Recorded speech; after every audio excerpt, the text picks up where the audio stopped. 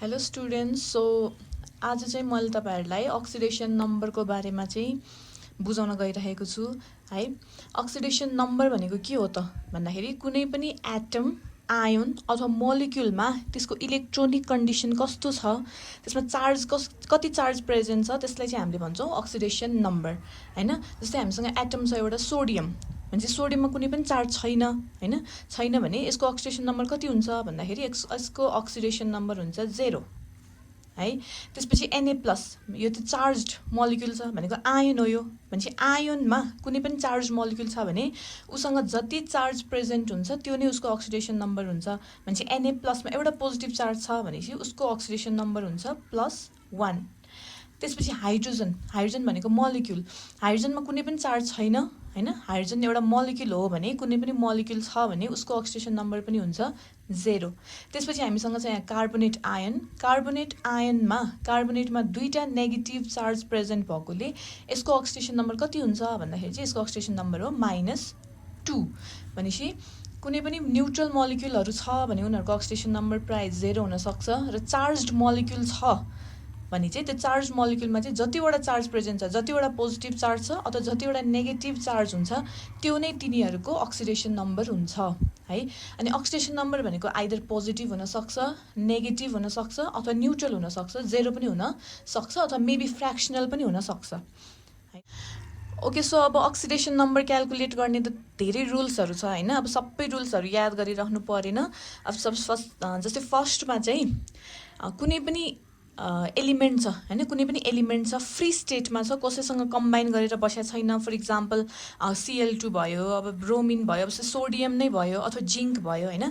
कुनै पनि एलिमेन्ट छ तिनीहरु फ्री स्टेटमा छ, कसैसँग कम्बाइन गरेर बसेको छैन भने चाहिँ यिनीहरु सबैको अक्सिडेसन नम्बर कति हुन्छ भने चाहिँ 0 है। फ्री स्टेटमा एक्लै बसेको छ भने अक्सिडेसन नम्बर कति हुने भयो त 0 हुन्छ हैन। त्यसपछि अर्को याद गर्नुपर्ने कुरा भनेको चाहिँ हाइड्रोजनको चाहिँ जहिले पनि अक्सिडेसन नम्बर कसैसँग कम्बाइन गरेर बसेको छ कम्पाउन्ड फर्ममा है, कसैसँग कम्बाइन गरेर बसेको छ भने चाहिँ हाइड्रोजनको अक्सिडेसन नम्बर हुन्छ +1 हैन।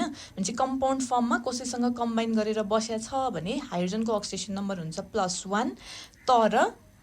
तर एक्सेप्ट मेटल हाइड्राइड्समा है त, एक्सेप्ट मेटल हाइड्राइड्सहरुको केसमा जसमा चाहिँ हाइड्रोजनको अक्सिडेसन नम्बर हुन्छ -1। ठीक छ, हाइड्रोजनको अक्सिडेसन नम्बर हुन्छ -1। कुन केसमा त मेटल हाइड्राइड्समा। फर इक्जाम्पल हामीसँग चाहिँ सोडियम हाइड्राइड छ अरे हैन, सोडियम हाइड्राइड्स मेटलसँग कम्बाइन गरेर बसेको छ भने चाहिँ हाइड्रोजनको अक्सिडेसन नम्बर त्यो बेला कति हुने भयो त, यसको अक्सिडेसन नम्बर चाहिँ -1 हुन्छ है। अनि अर्को एउटा याद गर्नुपर्ने भनेको चाहिँ अक्सिजन। सो अक्सिजनको अक्सिडेसन नम्बर, यो चाहिँ अक्सिजन है, अक्सिजनको अक्सिडेसन नम्बर चाहिँ याद गर्नु जहिले पनि कति हुन्छ त -2 हुन्छ है। अक्सिजनको अक्सिडेसन नम्बर -2 हुन्छ।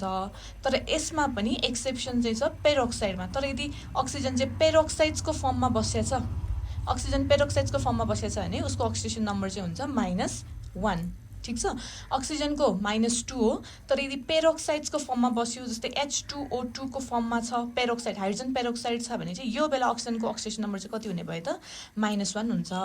ठीक छ, यति कुराहरु मात्रै थाहा भयो बेसिक भने चाहिँ हामीले चाहिँ अक्सिडेसन नम्बर चाहिँ मजाले क्याल्कुलेट गर्न सक्छौं हैन। फर इक्जाम्पल ल अब हामी एउटा क्याल्कुलेट गरौँ है त, अक्सिडेसन नम्बर क्याल्कुलेट गरौँ। जस्तै हामीसँग छ H2SO4 सल्फ्युरिक एसिड छ अरे है।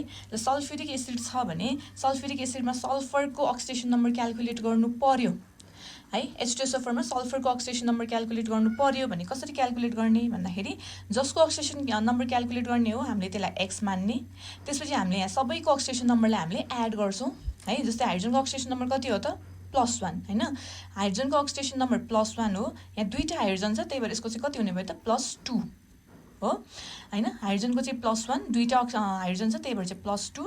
सल्फरको हामीले निकाल्नु पर्यो त्यही भएर x मान्यो।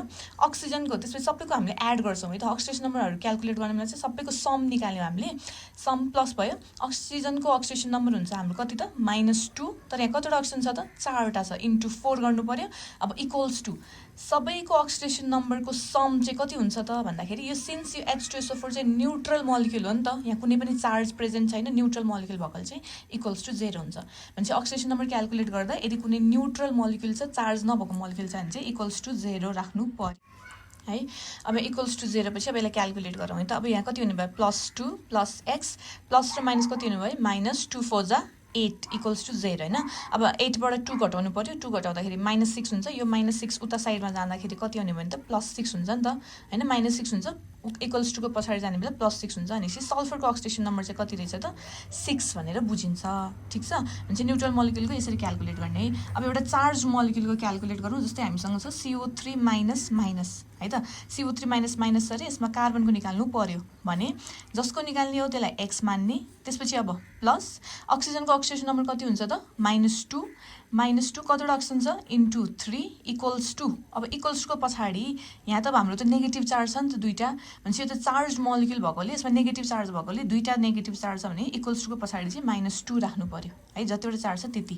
भनेपछि यसलाई क्याल्कुलेट गर्दा के हुने भयो +- 3 2 जा 6 इक्वल्स टु -2, उता पठाउँदाखेरि -2 + 6 गर्दाखेरि कति आउने भयो त +4, भनेपछि कार्बनको अक्सिडेसन नम्बर चाहिँ कति भयो +4 है।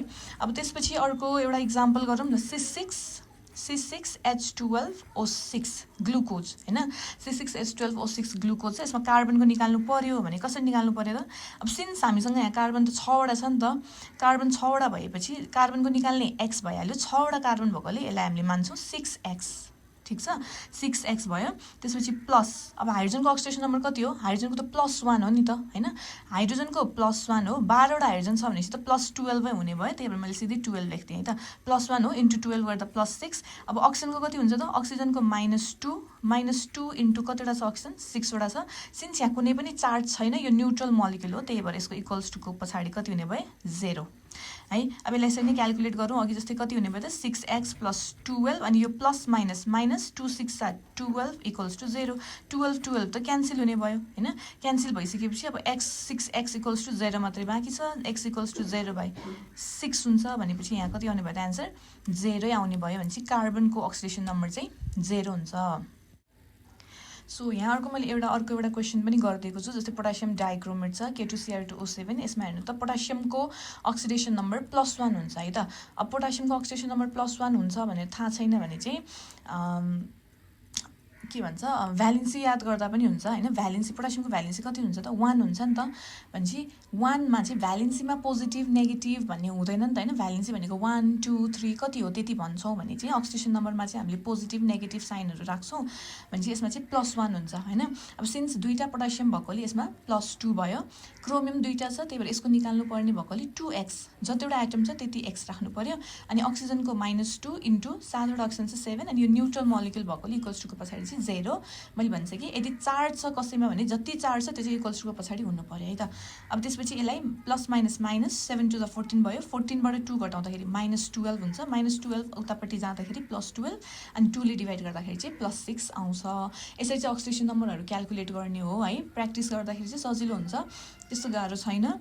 So I hope this video is helpful for you. अनि यदि कुनै क्वेसन छ यदि यससँग सम्बन्धित भने चाहिँ you can ask in the comment section below.